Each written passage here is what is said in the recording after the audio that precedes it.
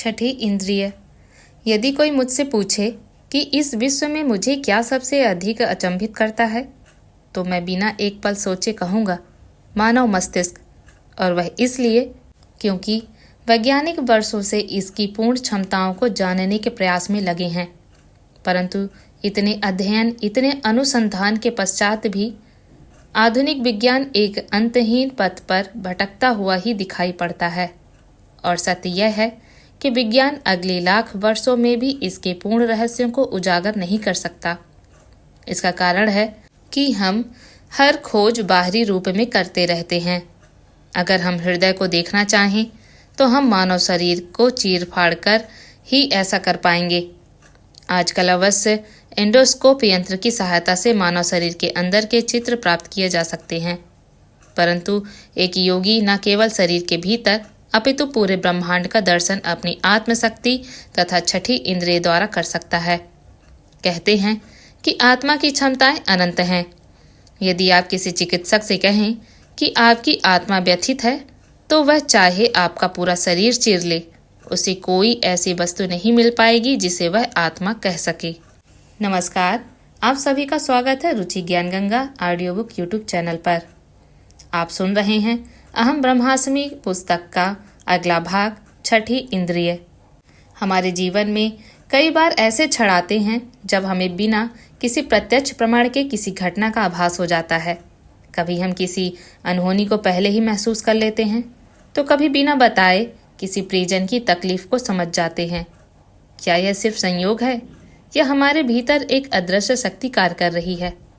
छठी इंद्रिय इन्हीं प्रश्नों का उत्तर देती है और हमारे चेतन तथा अवचेतन मन की गहरी परतों को खोलने का मार्ग दिखाती है।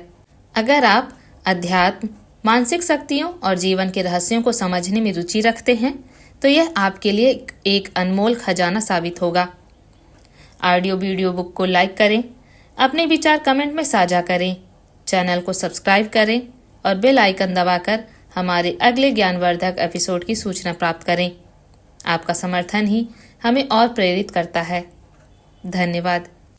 यह निश्चय ही हमारा दुर्भाग्य है कि हम शिक्षा तथा ज्ञान की बड़ी बड़ी बातें तो करते हैं, परंतु आत्मा के सही स्वरूप से सर्वथा अनभिज्ञ रहते हैं। विज्ञान ने अवश्य ही आश्चर्यजनक आविष्कार किए हैं, पर यह भी सत्य है कि उसने हमारे विचारों को अपने सिद्ध सूत्रों के दायरे में सीमित कर दिया है।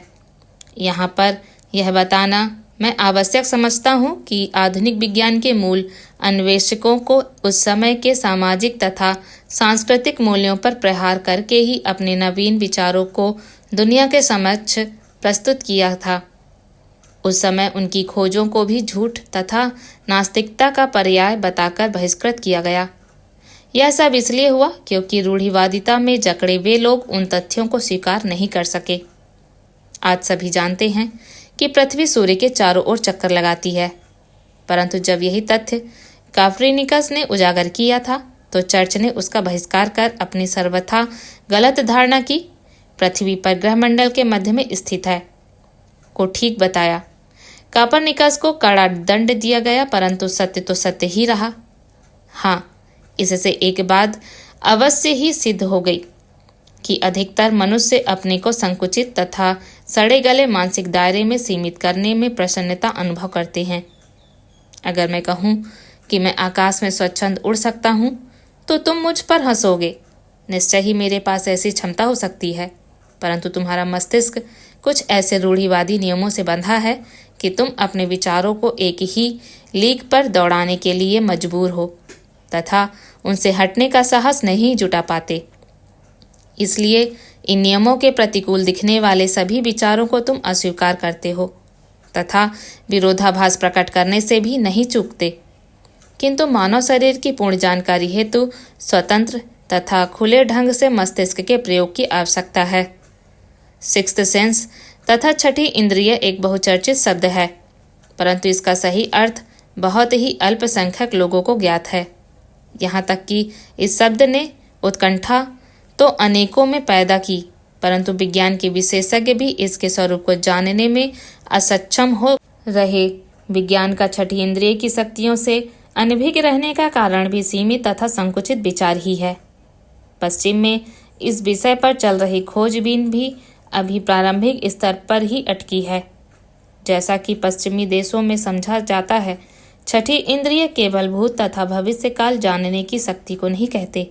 ये दो उपलब्धियां तो जागृत छठी इंद्रिय के द्वारा प्राप्त क्षमताओं का मात्र 1000वां भाग ही है। प्रत्येक व्यक्ति निष्ठापूर्वक प्रयास कर इस असीम शक्ति को प्राप्त कर सकता है। एक प्राचीन विज्ञान। मानव जाति के लिए छठी इंद्रिय जनित शक्तियों को प्राप्त करना कोई नई उपलब्धि न होकर खोई क्षमताओं तथा दिव्यता की पुनः प्राप्ति प्राप्त करना होगा। यह एक सत्य है कि मानव उस उच्च पद से गिरा है जो उसने कभी अपने आत्मिक बल द्वारा प्राप्त किया था।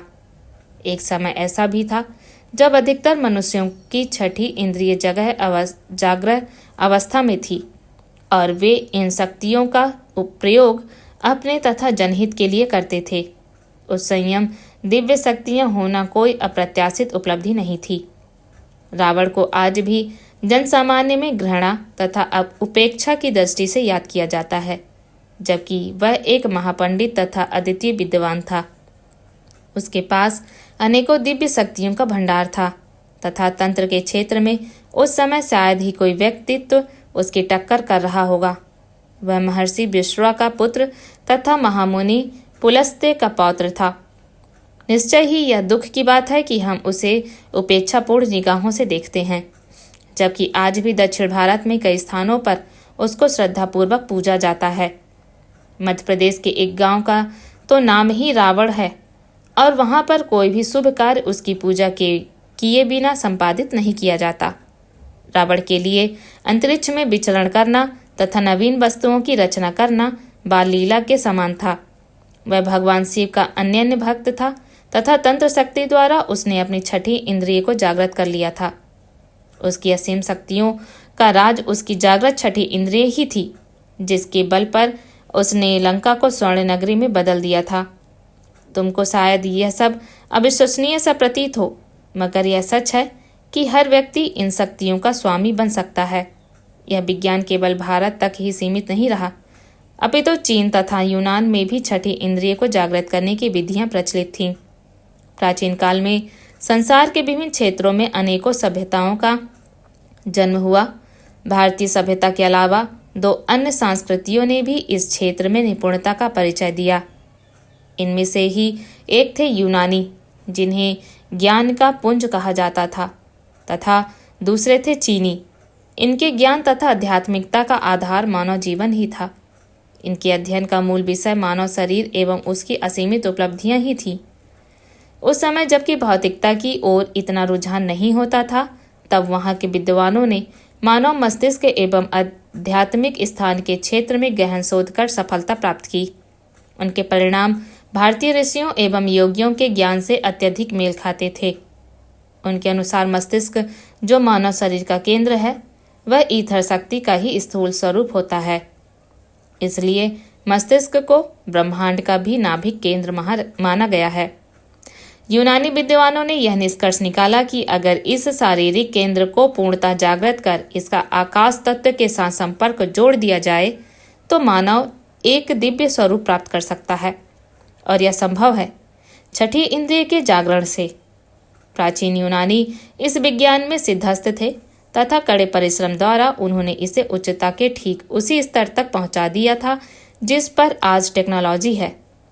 उन्होंने अनेकों विधियों का विस्तार किया, जिनके द्वारा एक साधारण सा मानव भी अपनी सुप्त क्षमताओं को जागृत कर सकता है। इनमें से कुछ विधियां आज भी सुरक्षित हैं। शक्ति चक्र विधि सबसे अधिक प्रचलित रही। इसमें दीवार पर एक विषम कोण सम चतुर्भुज बनाकर उसके दोनों ओर 2 बिंदु अंकित करने चाहिए। फिर करीब 4 फीट दूर बैठकर इस रेखा चित्र पर दृष्टि केंद्रित करनी चाहिए। ध्यान रहे कि कोई विचार मस्तिष्क में प्रवेश न कर पाए। इस प्रकार विचार शून्य होकर तब तक चित्र पर लगातार दृष्टिपात करना चाहिए जब तक कर सके। आंखों में पानी भर आने पर प्रयोग बंद कर दें। प्रतिदिन यह प्रक्रिया दोहराने से आंखों का तेज बढ़ता है तथा छठी इंद्रिय जागृत होने लगती है। यह प्रक्रिया भले ही पढ़ने में आसान लगे, परंतु प्रत्यक्ष ऐसा है नहीं। इसमें कठोर परिश्रम, संयम तथा मानसिक संतुलन की नितांत आवश्यकता होती है तथा महीनों के अथक प्रयास द्वारा ही सफलता प्राप्त होती है। आरंभ में रेखा चित्र दाएं से बाएं हिलता हुआ प्रतीत होता है, तब दृष्टि को मध्य में केंद्रित करें जिससे स्थिरता प्राप्त हो, और कुछ दिनों के अभ्यास एवं परिश्रम के फलस्वरूप अनेकों दृश्य दिखाई देने लगते हैं। इसका अभिप्राय है कि व्यक्ति ध्यान से सही मार्ग पर अग्रसर है। एक के स्थान पर अनेकों चक्र दिखाई देते हैं तथा कुछ स्थानों तथा घटनाओं के दृश्य भी दृष्टिगोचर हो सकते हैं। ये इस बात के सूचक हैं कि व्यक्ति की ध्यान शक्ति बढ़ रही है तथा तीसरे नेत्र से संबंधित सूक्ष्म दृष्टि जागृत हो रही है। यह छठी इंद्रिय जागरण की ओर एक बड़े कदम का द्योतक है। यूनानी विद्वानों द्वारा परिणत एक अन्य विधि वैदिक शास्त्रों में उल्लेखित कुंडलिनी जागरण के समान थी। यह विधि ध्यान तथा यौगिक श्वास प्रणाली पर आधारित थी और इसके द्वारा भी छठी इंद्रिय जागरण संभव था। ऐसा होने पर उनके लिए फिर कुछ भी असंभव नहीं रहता था। सटीक भविष्यवाणियां करना, आकाश में बिना किसी यंत्र के विचरण करना तथा विभिन्न रूप धारण करना कुछ ऐसी उपलब्धियां थीं जिनके कारण यूनानी विद्वान संसार भर में प्रसिद्ध हुए, और यह सब था छठी इंद्रिय की असीम शक्तियों का अंश मात्र जिन्हें उन्होंने प्राप्त किया था। यूनानी सभ्यता के उत्थान की चरम सीमा पर इस विज्ञान ने अनेकों विद्वानों को अपनी ओर आकर्षित किया तथा उनके द्वारा किए गए शोध ने आगे की पीढ़ियों के लिए एक नवीन मार्ग प्रशस्त किया। एनेक्सागोरस, हिस्पैनस तथा अरस्तु जैसे दार्शनिकों ने इस विषय पर गहनता से लिखा भी, पर उसे कभी प्रकाशित नहीं कराया। परंतु यह माना जाता है कि हिस्पैनस ने सिकंदर महान को एक पुस्तक भेंट स्वरूप भेजी थी जिसमें उन्होंने हस्तरेखा शास्त्र तथा छठी इंद्रिय की विवेचना की थी। हमें इस बात के भी अनेकों प्रमाण प्राप्त होते हैं कि यह विज्ञान प्राचीन चीन में भी प्रचलित था। जब इस विज्ञान को पैशाचिक बताकर पश्चिमी देशों में बहिष्कृत किया जा रहा था, तब यही विज्ञान पूर्व में उच्चता के शिखर तक पहुंचा। कन्फ्यूशियस चीन का बड़ा विख्यात दार्शनिक तथा तत्वज्ञाता हुआ है, जिसने अपने शरीर को प्रकृति के स्वरूप में ढालकर अनेकों दिव्य शक्तियां प्राप्त की थीं। इस प्रकार प्रकृति के साथ सामंजस्य स्थापित करना भी छठी इंद्रिय तथा तीसरे नेत्र के ज्ञान पर ही आधारित था। यद्यपि अनेकों सभ्यताओं ने भिन्न भिन्न माध्यमों तथा विधियों का प्रयोग किया, किंतु उन सभी का लक्ष्य एक ही था। इसलिए हर विधि, चाहे वह यूनानी हो, चीनी हो अथवा भारतीय, एक ही परिणाम को प्राप्त करने की ओर अग्रसर थी। इसी लक्ष्य की प्राप्ति के इच्छुक आध्यात्मिक दर्शनशास्त्री लोत्सु की कथा भी बड़ी रोचक है। एक बार लगातार असफलता का कड़वा घूंट पीकर वह हताशा एक पेड़ के नीचे बैठा था। तभी अचानक एक तीव्र हवा का झोंका आया और एक पत्ते को आकाश की ओर उड़ा ले चला। पत्ते को हवा में स्वच्छंद तैरते देख लोत्सु के हृदय में मानो एक आनंद की लहर सी दौड़ पड़ी तथा अगले ही क्षण वह समाधि में खो गया। यह साधारण सी प्रतीत होने वाली घटना उसके जीवन की शायद सर्वाधिक महत्वपूर्ण घटना थी, क्योंकि इसके कुछ समय बाद ही उसकी छठी इंद्रिय जागृत हो गई और उसका नाम विख्यात हुआ चीन के महानतम दार्शनिक के रूप में। इससे एक बात और सिद्ध होती है, और वह यह कि विचार शून्य मस्तिष्क होने पर ही छठी इंद्रिय का जागरण संभव है। इसके लिए चीनी प्रयोग करते हैं यौगिक श्वास क्रिया प्राणायाम।